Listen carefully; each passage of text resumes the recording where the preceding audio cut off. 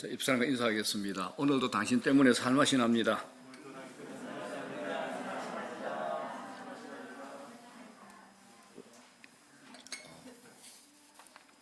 지금 무엇을 믿고 사십니까? 라는 제목으로 말씀 전합니다. 여러분들에게 한번 먼저 묻고 싶은데, 여러분들 예수님을 믿음으로 경험한 참된 기쁨이 있습니까? 그렇게 진짜를 맛본 사람은 가짜에 현혹당하지 않습니다. 하나님을 맛본 사람은 다른 것에 끌려다니지 않는다라는 겁니다. 어떤 분은 하나님에게 중독되었다 이런 표현을 쓰시는 분도 봤어요. 이 세상의 모든 중독으로부터 이길 수 있는 유일한 길이 하나 있습니다. 하나님과의 중독입니다. 그 힘이 하나님께 있다는 것을 강조하고 있는 겁니다. 교회 안에 이제 교회들마다 이런 간증을 하는 분들이 많죠. 자신은 세상에서 꽤 놀아봤다. 그런데 예수 만나고 영적 세계에 돌아보니까 이전의 삶을 되돌아보니 너무 유치했다. 그때가 이런 고백을 하는 분들을 자주 만나게 됩니다. 미국의 이제 히피족들도 그랬죠. 1960년부터 미국의 히피족들이 일어났습니다. 그들이 이제 반사회적인 활동을 하고 물질 문명에 저항하며 자연주의를 표방했습니다. 술과 마약에 찌들었죠. 자유분방하게 살았습니다. 그때 활동했던 대표적인 스타가 비틀즈입니다. 별로 감동을 안 하시는, 목사가 저런 것도 알고 있대. 감동을 안 하네. 그때 대표곡이 있죠. 레디비 맞습니다. 내버려둬라, 내버려둬 이 말입니다. 그런데 히피족들이 어느 순간 하나님께로 돌아오는 운동이 일어나기 시작했습니다. 히피들이 이제 어느 순간 눈을 뜨고 보니까 자기들이 하고 싶은 거 다 했는데 채워지지 않는 공허함이 있다는 것을 알고 경험하게 됐습니다. 그들이 놀다가 지쳐서 하나님께로 돌아왔죠. 여러분, 그러므로 예수가 답입니다. 예수가 답입니다. 인간의 욕구는 채워서 해결되는 것 절대 아닙니다. 욕구를 채우려고 하면 그 욕구는 점점 더 커질 뿐입니다. 예수를 만나야 갈증이 사라집니다. 그분이 생수의 원천이시기 때문입니다. 이곳까지가 여러분들의 숙제입니다. 내 안에 정말 허함이 있는데 쇼핑도 해보고 온갖 게임도 해보고 또 남자분들 한때 잘 나가던 분들 다들 즐겨보고 해볼 거 다 해봤잖아요. 좋다는 데 다 다녀보셨잖아요. 그런데 채워지지 않는 거, 허함이 있는 거. 그런데 예수를 만났더니 갈증이 사라지더라. 그분이 생수의 원천이시더라. 이걸 여러분들이 경험하셔야 됩니다. 오늘 내용도 그런 내용입니다. 오늘 본문은 제가 2년에서 3년 사이에 꼭 한 번씩은 이 본문을 가지고 설교를 합니다. 굉장히 중요한 본문입니다. 우리 신앙 고백이기 때문에. 그러나 내용은 또 약간 다르게 또 말씀을 드리도록 하겠습니다. 오늘 본문의 시간적인 배경은 예수님의 공생의 사역이 십자가로 점점 더 가까이 가는 시간입니다. 이때 제자들의 신앙을 예수님이 점검해 보시는 거죠. 일종의 종합시험입니다. 그동안 직접 보고 배운 것들을 이제 평가할 수 있는 시간이 바로 이 시간입니다. 그래서 주님께서 제자들에게 낸 문제가 딱 두 문제입니다. 딱 두 문제. 첫 번째 문제가 뭐냐? 사람들이 나를 누구라고 하더냐? 이걸 물으신 겁니다. 제자들이 당시 사람들 사이에서 벌어지는 예수님에 대한 논쟁을 많이 들었을 겁니다. 예수님이 오셔서 파격적인 일들을 하셨잖아요. 예수님의 가르침, 능력, 기적이 세상에 파장을 일으킨 겁니다. 사람들은 모였다 하면 예수님에 대한 논쟁을 했을 겁니다. 또 예수님에 대한 평가도 다양했습니다. 오해도 있었죠. 또 착각도 있었죠. 온갖 추측도 난무했을 겁니다. 어떤 이들은 예수님을 세례 요한이라 그래요. 세례 요한은 왜 이미 죽었는데 세례 요한이라고 했을까? 이 사람들은 아마도 세례 요한을 죽인 헤롯 가문의 사람들이었을 겁니다. 여러분, 사람을 죽인 사람들은 정신적인 고문을 당한다고 말합니다. 죽인 사람의 환영에 시달린대요. 스스로 심판을 받는 거죠. 남을 죽인 사람은 자신도 그렇게 죽어갑니다. 또 다른 이들은 예수님을 엘리야라고 합니다. 구약 말라기 성경을 보게 되면 장차 엘리야가 나타날 것이다 예언을 했기 때문입니다. 그래서 새로운 선지자가 나타났다. 이것으로 본 사람들도 있었습니다. 자, 그리고 또 예수님 한 가지 질문도 하죠. 예레미야다. 이런 질문도 하시고 난 다음에 진짜 질문이 있는데 이게 이제 두 번째 질문입니다. 뭐라 그러시죠? 너희는 나를 누구라 하느냐? 이 질문입니다. 사람들이 나를 누구라 하느냐, 첫 번째 질문. 두 번째는 뭡니까? 너는 나를 누구라 하느냐, 이겁니다. 주님의 관심은 이걸 보게 되면 사람들의 평가, 인정, 이거 아닙니다. 주님은 떠도는 소문에 전혀 관심 없었습니다. 주님께서 알고 싶은 게 뭡니까? 당신을 따르는 제자들의 반응입니다. 제자들은 예수님 가까이에서 주님을 따랐죠. 다른 사람은 아무 얘기나 할 수 있어도 가까이에서 예수님의 능력을 보았던 제자들은 달라야 합니다. 오늘날도 마찬가지입니다. 세상 사람들이 예수에 대해서, 기독교에 대해서 어떻게 말하는가 중요하지 않습니다. 세상 여론에 크게 신경 쓰지 않아도 됩니다. 중요한 게 뭐냐? 제일 먼저 중요한 게 예수 믿는 우리입니다. 우리가 제일 중요합니다. 나는 예수를 누구라고 합니까? 여러분은 예수를 누구라고 생각하십니까? 그래서 신자는 이 부분에서 그냥 나오는 대로 말하시면 안 됩니다. 영혼 없는 대답을 해서는 안 된다는 것입니다. 이 질문은 2000년 전 주님께서 제자들에게 하신 질문이지만 오늘 동일하게 우리에게 하시는 질문도 됩니다. 이 질문의 답변에 따라 모든 게 다 달라집니다. 여러분, 제자가 뭡니까? 스승이 누군가를 바로 알아야 그 스승을 따를 수가 있는 겁니다. 그런데 베드로가 여기서 놀라운 대답을 합니다. 자, 15절, 16절. 다 같이 시작. 이르시되 너희는 나를 누구라 하느냐? 시몬 베드로가 대답하여 이르되 주는 그리스도시요 살아계신 하나님의 아들이시니이다. 이게 간단한 고백처럼 보이지만은 믿음의 대상에 관한 최상과 최고의 답변이 바로 이 답변입니다. 먼저 주는 그리스도시요라는 고백을 한번 살펴봅시다. 첫 번째, 주라는 겁니다. 자, 예수님이 이 질문을 하신 장소가 어딘가가 중요합니다. 어디서 질문하셨습니까? 가이사랴 빌립보입니다. 자, 빌립보라는 도시에 가이사랴라는 이름이 붙어졌는데 가이사랴가 뭡니까? 로마 황제의 칭호입니다. 다시 말하면 이 도시는 로마 황제의 권세가 하늘을 찌르고 있었습니다. 고대 사회의 왕은 신적인 존재죠. 절대적인 권세를 가지고 있는 겁니다. 백성들도 모든 공급이 황제에게서 온다라고 믿었습니다. 바로 그런 곳에서 주님께서 여러분들 양복을 입었겠습니까? 향수를 발랐겠습니까? 아니죠. 화장을 했겠습니까? 아니죠. 얼마나 꾀지지 하셨겠어요. 그런 왕의 위엄이 있는, 황제의 위엄이 있는 그런 거대한 도시 앞에서 주님께서 제자들에게 질문하시는 겁니다. 그동안 제자들은 예수님을 따라다니면서 경이롭고 충격적인 장면을 많이 봤죠. 충분히 주님이 그리스도이심을 목격한 겁니다. 창조주가 아니면 할 수 없는 자연도 다스리잖아요. 풍랑, 바다도 다스린 겁니다. 자, 그래서 마태복음 8장 27절에 뭐라 그럽니까? 그 사람들이 놀랍게 여기 이르되 이가 어떠한 사람이기에 바람과 바다도 순종하는가 하더라라고 할 정도로, 이렇게 고백할 정도로 예수님이 주님이라는 것을 알았던 겁니다. 자, 여기에서 이제 주라는 표현은 주인이라는 표현이 됩니다. 구체적으로 주라는 표현은 그리스도만이 모든 것을 통치하신다. 모든 세상의 권세가 그분 아래 있다. 이겁니다. 여러분, 이게 믿어집니까? 이 땅에, 이 우주의 모든 권세가 예수 그리스도의 안에 있다. 이게 믿어지십니까? 우리가 착각하는 게 예수 그리스도 그러면 그냥 이 땅에 오셔서 나를 대신해서 십자가에 달려 피 흘려 죽으신 분, 하나님은 아버지니까 회장님, 예수님은 아들이니까 사장님, 성령님 우리한테 에너지 주니까 영업이사님, 이 정도로 자꾸 이제 계급으로 나눕니다. 절대 그러지 않습니다. 성부 하나님, 성자 하나님, 성령 하나님은 권세와 권위와 능력과 거룩이 동일하십니다. 동일하십니다. 이게 삼위일체인 겁니다. 자, 두 번째로 그리스도라는 고백입니다. 그리스도는 타이틀이죠. 히브리어로 말하면 기름 부음 받은 자라는 뜻입니다. 메시아 이런 뜻이죠. 이 고백이 무엇을 말해주느냐? 당신은 선지자가 아닙니다. 선지자들이 약속했던 메시아 구세주입니다. 이런 고백이 되는 겁니다. 그리스도를 통하여 그동안의 모든 약속이 완성이 될 겁니다. 약속의 주인공이셨던 그분이 오시고 그 약속을 성취하실 분이 바로 그분이라는 겁니다. 온 세상의 죄를 다 대신하고 담당하시고 인간의 구원을 완성하신 분이 그리스도이십니다. 베드로는 바로 그분이 당신입니다라고 고백을 한 겁니다. 그리고 살아계신 하나님의 아들입니다라고 고백을 한 겁니다. 여러분, 예수님은 하나님의 아들입니다.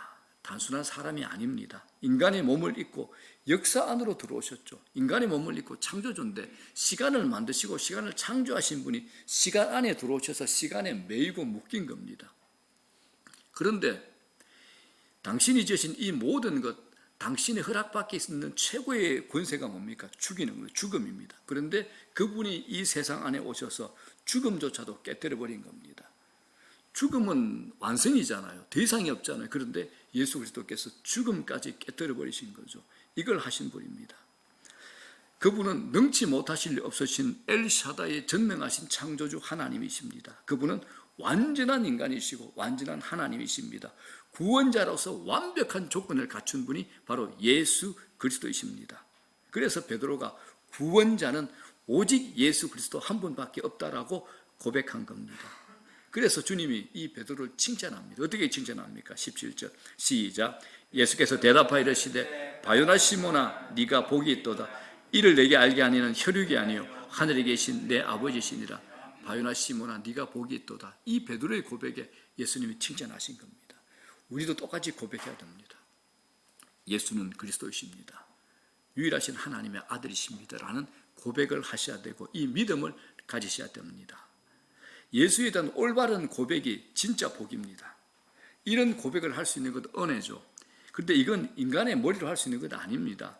베드로의 실력이보다는 성령의 도우심입니다. 이걸 성경을 읽고 연구한다고 고백할 수 있는 게 아닙니다. 인간의 지성으로 예수를 부인하고 조롱하는 이들이 얼마나 많습니까? 성경을 연구하는 신학자들 가운데서도 예수를 부인하는 사람들이 있습니다. 그 안에는 성령이 없습니다. 단지 이 성경책을 학문적으로 분석하려고 하는 것밖에 안 된다라는 겁니다. 우리가 예수를 주로 고백하는 것은 전적으로 성령의 은혜입니다. 고린도전서 12장 3절에 뭐라 그럽니까? 또 성령으로 아니하고는 누구든지 예수를 주시라 할 수 없느니라. 자, 여러분들에게 예수님은 주님 맞으시죠? 그러면 여러분 안에 성령이 계신 겁니다. 성령이 하시는 겁니다. 성령이 우리의 입을 열게 하시는 겁니다. 그래서 베드로는 그리스도가 누구신가를 정확하게 고백합니다. 이 고백이 중요합니다. 예수님은 제자들이 이 고백을 듣고자 하셨던 겁니다. 오늘 우리도 마찬가지입니다. 우리의 고백으로 신앙을 드러내야 됩니다. 고백은요, 숨기는 게 아닙니다. 드러내는 겁니다. 우리는 일상에서 다양한 고백을 합니다. 그 고백은 내 입장을 드러냅니다. 신앙은 여러분 고백입니다. 자신의 신앙적인 입장을 말로 표현하는 것이 신앙 고백이 됩니다. 그래서 로마서 10장 10절에 뭐라 그럽니까? 사람이 마음으로 믿어 의에 이르고 입으로 시인하여 구원에 이르느니라 얘기합니다. 마음에 있는 것을 입으로 입증하는 겁니다. 나는 예수 믿습니다라고 여러분들 말씀하셔야 됩니다. 믿지 않는 사람 앞에 가서 혼자 입 쿡 다물고 가만히 있으면 안 됩니다. 내가 예수 믿기 때문에 당신도 예수 믿어보면, 예수님 만나보면 당신의 인생에 획기적인 변화 있다. 이런 것들 얘기하셔야 됩니다. 입으로 하셔야 되는 겁니다. 결혼하려고 하면 사랑하는 대상에게 고백해야 되잖아요. 고백이 없는데 결혼은 성사되지 않습니다. 그래서 예식에서도 제일 중요한 게 뭐냐? 저는 서약이라고 생각합니다. 결혼 서약이 매우 중요합니다. 공개적으로 고백하는 거죠. 청중들에게 당신들이 정인입니다고 고백하는 겁니다. 왜 결혼반지 끼워주고 그걸 계속 끼고 다닙니까? 공식적인 고백을 드러내는 겁니다. 여러분, 반지를 왼손 약지에 이제 끼우는 것은 고대 로마인들로부터 시작된 거라고 합니다. 그들은 심장에 직접 연결된 정맥 베나 아모리스가 이 약지에 있다고 믿었기 때문에 약지에 끼우는 전통이 생겼다라고 합니다. 그래서 약지에 이 반지를 끼는 것은 부부의 심장에 영원히 연결되어 있다라는 의미가 되는 겁니다. 사랑의 고백은 심장으로까지 연결된다고 믿을 정도로 중요한 의식이 바로 결혼 예식에 이 약지에 반지를 끼우는 겁니다. 고백은 입으로만 하는 게 아니라 가슴과 연결되어야 한다는 겁니다. 주님은 베드로의 이 고백을 들으시고 칭찬하십니다. 자, 사랑하는 여러분, 무엇보다도 신앙의 고백은 개인적이셔야 됩니다. 우리는 믿습니다. 이거 아닙니다. 나는 믿습니다. 라야 됩니다. 반드시 1인칭이어야 됩니다. 신앙은 주님과 1대1의 관계를 얘기합니다. 고백은 단체로 할 수 없습니다. 우리 집안이 대대로 믿어왔습니다. 아닙니다. 개인적인 고백하셔야 됩니다. 다른 사람이 내 입장을 전해질 수 없습니다. 신앙의 고백은 대리시험, 대리면접 없습니다. 직접 하셔야 됩니다. 나중에 주님 만나가지고 제 아내가 믿었는데요. 안 됩니다. 나중에 주님 만나가지고 예수님한테 얘기 많이 들었습니다. 반갑습니다. 안 통합니다. 주님은 개별적으로 묻고 확신합니다. 내가 어떤 고백을 하는가 주님이 듣고 싶어 하시는 겁니다. 당신은 예수 믿습니까? 이 질문 때문에 이상한 대답을 하시는 분들이 들어있어요. 예수 믿습니까? 그럼 이런 분이 있습니다. 제 집사람이 교회 열심히 다니는데요. 아무 소용없습니다. 저희 형이 장로인데요. 아무 소용없습니다. 저희 사촌 형이 목사인데요. 아무 소용없습니다. 다 필요 없습니다. 가족이 믿는다고 가산 점수제 없습니다. 신앙에는 가족 마일리지 안 통합니다. 오직 나의 진실한 고백이 있어야 됩니다. 나의 고백입니다. 개인적인 고백을 통해서 예수님과 인격적인 관계를 맺어야 됩니다. 신앙 고백이 그렇습니다. 하나님과 나와의 1:1 시간입니다. 그래서 1:1로 연결되시는 겁니다. 그리고 이 고백은 무엇보다 선명하셔야 됩니다. 어설프거나 막연하면 안 됩니다. 자신의 언어로 분명한 신앙의 고백이 있어야 되는 겁니다. 우리가 사는 이 세상에 다양한 형태의 고백들이 있습니다. 무신론자들도 여러분 두 종류가 있습니다. 무신론자, 하나님 없다 하는 분들이 두 종류가 있답니다.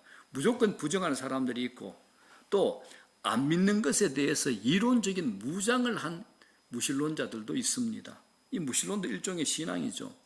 우리는 하나님이 계신다고 굳게 믿는데 무신론자는 하나님이 안 계신 것을 굳게 믿습니다. 신이 없다는 것에 대해서 단단한 무장을 하고 있는 자들이 무신론자들로. 그래서 이들이 그리스도인들에게 전도를 받아도 흔들리지 않을 만큼의 자신감과 이론을 무장을 하고 공부를 한답니다. 이런 사람들 가운데 성경 공부하는 사람들도 많이 있다고 하네요. 이런 사람들의 성경 공부의 목적이 뭡니까? 하나님을 알아가는 거 아닙니다. 예수 믿는 사람을 믿지 않게 하려고 성경 공부하는 사람입니다. 어떤 사람들은 신이 안 계시다는 것에 대한 믿음을 전하기 위해서 책을 쓰기도 하잖아요. 시중에도 드러나와 있습니다. 베스트셀러가 되기도 했습니다. 자, 이런데 여러분들 우리가 대충 그냥 믿어서 될까요? 내가 무엇을 믿는지, 믿음의 대상 그리스도가 누구신지를 여러분들 확실히 아셔야 됩니다. 우리의 태도가 분명해야 됩니다. 기독교는 무속 종교와 다릅니다. 미신은 무엇을 믿고 있는지 모르잖아요. 지성이면 감천이다, 비나이다 이거잖아요. 믿음이 뭡니까? 내 자신을 내어 맡기는 행위입니다. 그렇기 때문에 내가 믿고 있는 분이 누군가를 아는 것이 굉장히 중요합니다. 어떤 사람이 벼랑에서 이제 떨어지다가 아슬아슬하게 나뭇가지에 걸린 거예요. 소리를 막 질렀습니다. 하나님 살려주세요, 살려주세요 기도했던 거예요. 놀랍게도 벼랑 아래에서 하나님의 음성이 들려왔습니다. 그래, 내가 받아줄게. 잡은 그 나뭇가지를 놔라. 그랬더니 이 사람이 다시 소리를 크게 지릅니다. 하나님 말고 거기 다른 사람 없어요. 이렇게 소리 질렀답니다. 자, 우리는 하나님 붙잡기 위해서 지금 내가 붙잡은 것을 놓을 수 있는가 자신에게 물어보셔야 됩니다. 여러분 양손 다 잡고 있잖아요. 하나님 붙잡고 있고 또 다른 거 붙잡고 있는 거 있잖아요. 하나님 붙잡기 위해서 지금 내가 붙잡고 있는 것을 놓을 수 있는가? 이게 여러분들 우리 신앙의 제일 중요한 문제가 될 겁니다. 어떻습니까, 여러분? 그거 내려놓지 못하면 아직 진짜 믿는 것 아닙니다. 그거 내려놓지 못하면. 주님을 전적으로 신뢰하지 않으면 이거 놓을 수 없는 겁니다. 신앙 고백이 흐릿하면 주님을 따를 수가 없죠. 여러분 생각해 보십시오. 고백에는 책임이 따릅니다. 책임은요, 대가를 치르겠다는 결단이 그 안에 들어가 있습니다. 고백으로 찾아올 수 있는 어떤 일에도 그게 내게 손해가 끼친 일이라도 그걸 받아들이겠다는 선포가 우리 고백 안에 들어가 있는 겁니다. 불이익이 와도 애매한 태도를 보이거나 위험을 피하지 않겠다는 각오가 우리 신앙 고백 안에 들어가 있습니다. 자, 본문의 지역이 어디입니까? 가이사랴 빌립보. 황제의 힘, 황제의 권세, 황제의 권위가 지배하는 도시입니다. 그런데 이곳에서 신앙 고백은 선택이죠. 가이사인가 그리스도인가, 이 둘 중에 하나를 골라야 되는 겁니다. 나를 지금 붙들고 있고 흔들고 있는 이 세상, 이 가이사인가 아니면 그리스도인가, 이 하나를 선택해야 되는 겁니다. 이게 신앙 고백입니다. 그리스도를 고르면 불이익이 올 수 있습니다. 생명을 잃어버릴 수도 있죠. 그리스도를 선택한다는 것은 이가 똑같습니다. 남녀가 만나 연애하는 거하고 결혼하는 거 다르잖아요. 연애할 때는 부담 없습니다. 왜? 책임 안 져도 되잖아요. 그런데 결혼하는 순간 서로 책임을 져야 되는 관계 안으로 들어가는 겁니다. 두 사람의 관계를 지키기 위해서 헌신으로 맺어져야 되는 겁니다. 여러분, 우리가 예수 믿잖아요. 예수를 믿고 있는 믿음의 공동체 안에서 신앙 고백하는 거 쉽습니다. 그런데 여러분들이 적대자들에게 둘러싸여 있을 때 정말 신앙 고백하고 있습니까? 나 예수 믿는 사람입니다라고 고백하고 그렇게 살고 있습니까? 어떻습니까? 내 밥줄을 쥐고 있는 사람, 그 사람이 불교 신자고 무속을 믿고 있는 사람인데 그 사람 앞에서 나는 예수 믿는 사람입니다라고 얘기할 수 있겠습니까? 어떻습니까, 여러분? 실제로 오늘날 무슬림 사회에서는 기독교로 개종하는 순간 집안에서 쫓겨나고 부모에 의해서 형제에 의해서 살해당하기도 합니다. 그런 일 많습니다. 지금도 그 일이 비일비재하게 일어나고 있습니다. 우리나라 6.25 전쟁 때 교회 전체가 예배를 드리는 가운데 공산당원이 들어왔어요. 교회를 포위해가지고 예수 믿는다고 하면 죽이고 예수를 부인하면 살려주겠다 협박했잖아요. 그때 순교당한 신자들 참 많습니다. 생매장 당한 사람 많습니다. 우리 이정순 권사님 남편 왕성갑 안수 집사님도 그때 교회에 계시다가 아차 한 1분 정도만 늦었으면 생매장 당할 뻔했답니다. 그때 유엔군이 안 왔으면 바로 생매장을 그 지경까지 갔답니다. 기독교 역사는 여러분 신앙 고백을 통한 순교의 역사입니다. 고백으로 인해서 생사가 오고 갔던 겁니다. 그래서 마태복음 10장 32절에 뭐라 그럽니까? 누구든지 사람 앞에서 나를 시인하면 나도 하늘에 계신 내 아버지 앞에서 그를 시인할 것이라고 말씀하십니다. 여러분 어떻습니까? 여러분들 누가 앞에서라도 나 예수 믿습니다라고 시인하고 사십니까? 삶이 그렇게 만들어지고 있습니까? 신앙생활하는 가운데 여러분 이 위기 통과하셔야 됩니다. 물론 어렵습니다. 걸리는 것도 말고 참 이런 마음이 안 내킬 수도 있습니다. 그런데 하나님께 의지하고 이 고백하셔야 됩니다. 나 예수 믿는 사람입니다라고 고백하셔야 됩니다. 이 믿음의 시련기를 지나야 자기의 신앙을 확인할 수가 있는 겁니다. 예수 믿는 것 때문에 조롱당할 수 있습니다. 예수 믿는 것 때문에 불이익당할 수 있습니다. 이거 개의치 않고 나는 예수 믿습니다라고 이야기할 수 있는가? 자신에게 질문 던져보셔야 됩니다. 신앙 고백은 믿지 않는 사람들에게 둘러싸여 있을 때 빛이 납니다. 빛이 납니다. 오늘 여러분들 동성애자들 커밍아웃 많잖아요. 나 동성애자라는 거.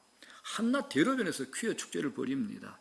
옛날에는 여러분들 이게 숨기고 부끄러운 일이었습니다. 그런데 유명 인사들이 커밍아웃 하면서 동성애자들이 자신감을 갖게 된 겁니다. 숨겨야 하는데 숨기지 않습니다. 동성애자들의 세계적인 연대도 일어나고 있습니다. 그들이 자원해가지고 그에게 연구 자금을 학자들에게 기부해서 동성애에 대한 과학적인 연구를 하게 함으로 세상으로부터 지지를 얻으려고 하고 있습니다. 반대 여론, 따가운 시선에도 불구하고 여전히 자기들만의 그런 고백을 하고 있는 겁니다. 자, 그렇다면 우리는 어떻습니까? 동성애자들도 이렇게 얻어먹으면서 커밍아웃 하는데 여러분들은 커밍아웃 합니까? 나 예수 믿습니다라고 드러내십니까? 어떻습니까? 세상에서 비즈니스 할 때 거래처 사람들과 만날 때 신앙인으로서 자신 있게 드러내고 있습니까? 식사 기도는 하십니까? 그 사람들이 날 보면서 정말 예수 믿는 분이네요 라고 이런 얘기를 듣고 있습니까? 혹시 호의적이고 적대적인 분위기가 되면 꼬리 내리고 감추고 있지는 않습니까? 성경 뭐라 그럽니까? 누구든지 사람 앞에서 나를 시인하면 나도 하늘에 계신 내 아버지 앞에서 그를 시인할 것이요. 얼마 안 남았습니다, 여러분.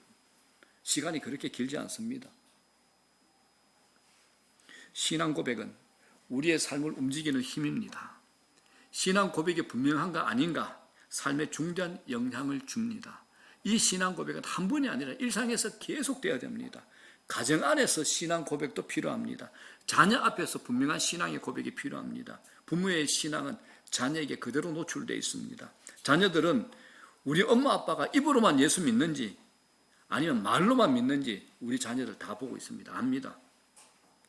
자녀들에게 교회 가라고 하는 말보다 부모가 진정한 신앙 고백을 자녀들에게 보여주셔야 됩니다. 자녀들이 신앙을 가지는 이 신앙 가지기를 주저하는 가장 첫 번째 이유가 뭔지 아십니까?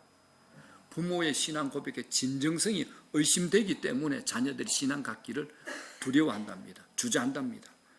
부모가 말은 안 하지만 삶에서 나는 믿는다 세상을, 나는 세상에서 돈을 믿는다, 이걸 자녀들에게 보여주니까 자녀들이 부모의 진정성이 의심이 생기는 겁니다. 우리 그러잖아요. 자녀의 신앙보다 학교 성적, 세상의 출세를 더 강조하잖아요. 그러니까 자녀들이 헷갈리는 거예요. 우리 아이들 헷갈립니다. 신앙보다도 세상의 출세, 학업 성적, 이거 더 강조하니까 우리 아이들 헷갈리는 겁니다. 여러분, 신앙 고백은 비현실적이지 않습니다. 이게 실제입니다. 제일 중요한 겁니다. 내가 무엇을 믿고 있는가 한 줄로 표현할 수 있어야 됩니다. 10분으로 표현하라고 하면 10분으로 표현하고 1시간으로 얘기해봐라 1시간 얘기할 수 있어야 됩니다. 내가 만난 하나님, 내가 알고 있는 하나님, 내가 경험한 하나님이 누구신지를 여러분들 알고 있어야 됩니다. 이야기할 수 있어야 됩니다. 고백할 수 있어야 되는 겁니다. 경북 영주에서 이제 교장을 하셨고 이사장까지 하신 강경원 장로님이라는 분이 계시는데, 이분이 이제 젊은 시절 오래전에 이런 일이 있었다고 이제 고백한 걸 제가 책을 본 적이 있습니다. 그때가 일제 강점기 말렙인데 이제 보급대 끌려가서 채석장에서 일을 하게 됐답니다. 채석장 일이 뭐냐? 바위에 구멍을 뚫고 그 구멍에 이제 폭약을 넣고 폭파하는 일이었습니다. 오전 내내 이제 구멍을 뚫죠. 점심시간 직전에 이제 폭약을 넣고 폭발을 하는 겁니다. 이제 폭파 후에 점심을 먹습니다. 그날도 이제 오전 작업이 끝나고 폭발을 했습니다. 폭파 후에 폭파된 돌멩이 위에서 이제 점심 식사를 하는 겁니다. 도시락을 먹죠. 이제 강경원은 여러 인부들과 함께 자리를 정하고 앉아 도시락 보자기를 풀었습니다. 그리고 늘 하던 대로 하나님께 이 나라와 조국과 자신의 삶을 위해서 기도를 했던 겁니다. 당시에 이제 일제강점기 말기라 예수 믿는다는 것을 공개적으로 드러낸다는 것은 어떤 핍박과 고난도 감당하겠다는 각오를 하는 그런 기도입니다. 그런데 다른 인부들은 믿지 않는 사람들이기 때문에 밥을 열심히 먹고 있었습니다. 그런데 그날 기도 드리는 바로 그 시간에 어디서 왔는지 개 한 마리가 나타나가지고 그의 도시락을 물고 가버린 거예요. 이 광경을 보고 있던 다른 인부들이 킥킥킥 웃었습니다. 강령, 기도하는 시간에 개가 점심을 물고 가네요. 기도하다가 점심을 뺏겠네요. 당신이 믿고 있는 예수님은 점심 식사도 못 지켜주나요? 나 그런 예수 안 믿어요.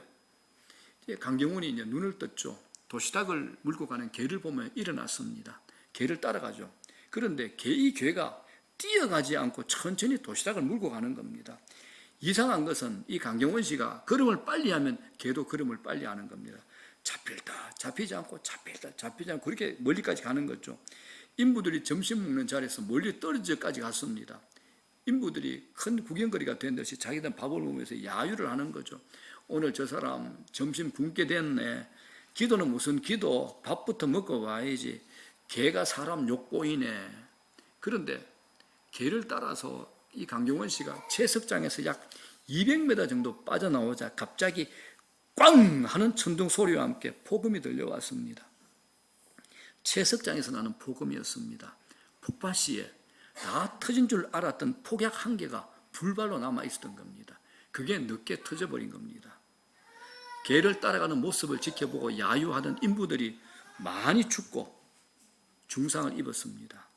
많은 사람들이 순식간에 힘든 일을 당한 거죠. 강경원이 정신을 차리고 개가 간 쪽을 바라보니까 개가 그곳에 도시락을 놔두고 어디론가 달아나고 없었던 겁니다. 도시락은 그 자리에 있어. 순간 하나님께 감사했습니다. 하나님 감사합니다. 이 종을 살리기 위해서 개를 보내셨습니까? 감사합니다. 감사합니다. 하나님의 섭리가 오묘하죠. 여러분, 우리가 그렇기 때문에 애매한 신앙으로는 이 척박한 생활 가운데서, 이 험난한 세상 가운데서, 정글과 같은 이 세상 가운데 우리의 신앙을 지킬 수가 없습니다. 교회는 고백의 공동체입니다. 우리의 고백으로 하나님과 하나가 되고 그리스도와 하나가 된 사람들이 또한 하나가 되는 곳이 바로 교회입니다. 고백을 한 사람들의 모임이 교회입니다. 교회는 이 고백 위에 세워진 겁니다. 전 세계의 교회는 예수님을 유일한 구세주로, 예수님을 완전한 구세주로, 예수님을 최종적인 구세주로 믿는다는 신앙을 고백하는 하나의 교회입니다. 여러분, 예수님은 유일한 구세주입니다. 다른 구세주 없습니다. 예수님은 완전한 구세주입니다. 조금도 부족함이 없습니다. 하나님께서 인정한 구세주입니다. 예수님은 최종적인 구세주입니다. 예수님 이후에 다른 어떤 누구도 구세주가 될 수 없다라는 겁니다. 이건 신학적으로 굉장히 중요합니다. 예수님만이 유일한 구세주, 예수님만이 완전한 구세주, 예수님만이 최종적인 구원자라는 겁니다. 우리의 신앙 고백을 통해서 우리는 홀로 있지 않고 서로 연결되어 있습니다. 누가 예배를 드립니까? 그리스도를 주로 시인하는 사람들이 예배를 드립니다. 하나님께서 우리 그 고백을 기뻐 받으십니다. 그 고백하는 당신의 백성들을 사랑하고 돌보시고 인도하시고 은혜를 부어주시고 축복하십니다. 자, 사랑하는 여러분, 여러분은 예수를 누구라 알고 믿고 있습니까? 그가 누구이신가를 알면 우리의 삶이 달라질 수밖에 없습니다. 예수 그리스도를 온전히 믿으면 우리의 삶 전체가 흔들립니다. 신앙 고백이 우리의 삶의 틀을 결정하기 때문에 그렇습니다. 내가 무엇을 믿는가, 그 믿음의 대상에 따라 모든 것이 달라집니다. 세상 사람들은 저마다 어떤 형태로든 자기가 믿고 있는 고백을 하죠. 어떤 이는 세상의 즐거움이 자기의 유일한 구원이라고 고백하는 사람들도 있습니다. 고백하는 것에 자신의 삶을 바치잖아요. 여러분들은 무엇에 고백합니까? 고백하는 것에 자신의 삶을 바치게 되어 있습니다. 신앙 고백이 삶을 결정하고 내 삶의 터전을 다 흔들어 놓습니다. 그 신앙 고백의 후에 천국과 지옥으로, 영생과 저주의 불못으로 갈라놓을 겁니다. 예수 그리스도, 예수 그리스도, 예수 그리스도, 단 한 분에 대한 나의 마음을 담은 진실한 고백이 중요합니다. 예수 그리스도, 예수 그리스도. 그 고백이 인생을 바꿉니다. 그래서 우리는 한 인간으로서 자신에게 정직하고 진지한 질문을 던져보셔야 됩니다. 나는 무엇을 믿고 사는가?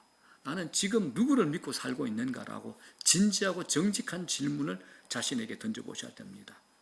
또 내가 믿는 이 대상은 과연 믿을 만한 대상인가라는 것도 여러분들 추적해 보셔야 됩니다.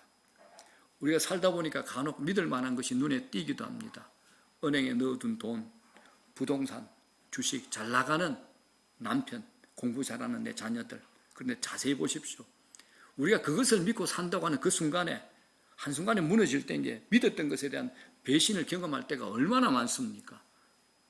믿음의 눈이 열리셔야 됩니다. 오늘 베드로의 고백은 믿음의 눈이 열렸다는 증거가 됩니다. 아직 주님에게 한 번도 진지하게 개인적인 신앙을 고백해보지 않은 분이 계시다면 중요한 결단을 해보시기 바랍니다. 주는 그리스도시요 살아계신 하나님의 아들이십니다. 인생은 그냥 살아가는 것 아닙니다. 내가 믿고 있는 삶을 결정하는 겁니다. 나는 생각한다, 고로 존재한다, 이거 아닙니다. 나는 믿는다가 중요합니다. 나는 믿는다. 여러분들은 무엇을 믿으십니까? 믿음으로 참된 고백을 주님께 드리는 은혜가 있기를, 평생이 있기를 주의 이름으로 축복합니다.